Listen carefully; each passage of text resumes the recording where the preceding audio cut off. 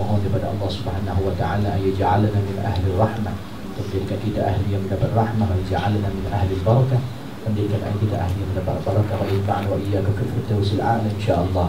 Amin ya rabbal alamin. Mudah-mudahan dengan sebab perhimpunan kita ini Allah himpunkan kita di syurga, Allah himpunkan di syurga firdaus. Amin ya rabbal alamin. Amma ba'da, assalamualaikum warahmatullahi wabarakatuh. Alhamdulillah, bersyukur kita pada Allah Subhanahu wa taala pada hari ini.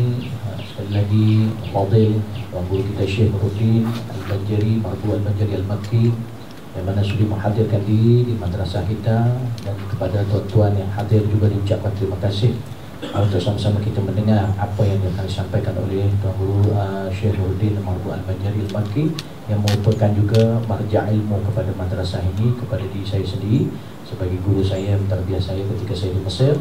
Maka tuan-tuan yang dirahmati Allah, mudah-mudahan kita dapat memberi pertumbuhan dan menjaga adab kita, jangan banyak bergerak dan beri ketumbuhan. Mudah-mudahan ini kunci kepada ilmu kita pada hari ini insya-Allah.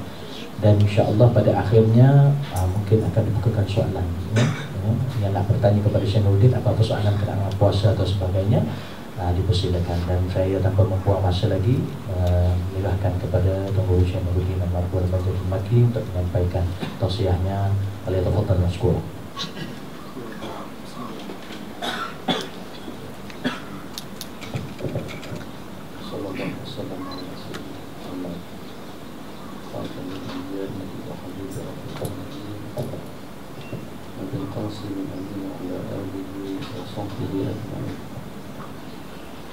اشرح لي صدري ويسر لي امري واحلل عقدة من لساني يفقهوا قولي.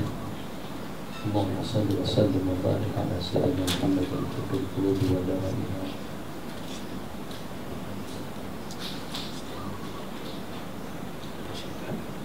وعافية الأبدان وشفائها ونور الأبصار وضيائها وعلى آله وصحبه حق قدره ومقداره العظيم. Amma ba'd. Di saat kita dilahirkan, maka dengan kita mendapatkan beberapa ketetapan takdir daripada Allah. Handphone dimatikan. Bahkan ketetapan takdir tersebut sejak pada masa usia 120 hari di dalam rahim, di dalam perut ibu kita masing-masing.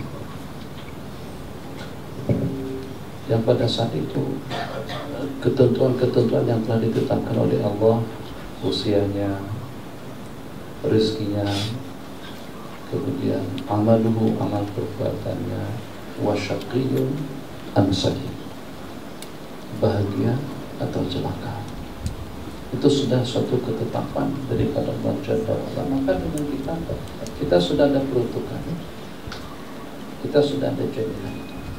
Untuk rezeki sudah ada ketentuannya, untuk usia sudah ada ketetapannya, untuk amalan apa yang dilaksanakan pun juga sudah ada catatannya, bahagia atau celaka pun juga sudah ada kesudahannya. Maka mengingat, karena dengan kesudahan yang Allah bagikan kepada kita ini adalah merupakan satu kesempatan yang tidak akan terulang. Tidak ada detik-detik waktu yang akan terulang dalam kehidupan seseorang. Sebab ahad hari ini lain dengan ahad yang lalu, dan juga lain dengan ahad yang akan datang. Pasti tidak akan mungkin terulang ahad yang seperti hari ini di minggu-minggu yang akan datang. Bukan setakat dengan ahadnya saja, jamnya juga. Bukan setakat dengan jamnya juga, detik waktunya pun juga tidak akan terulang.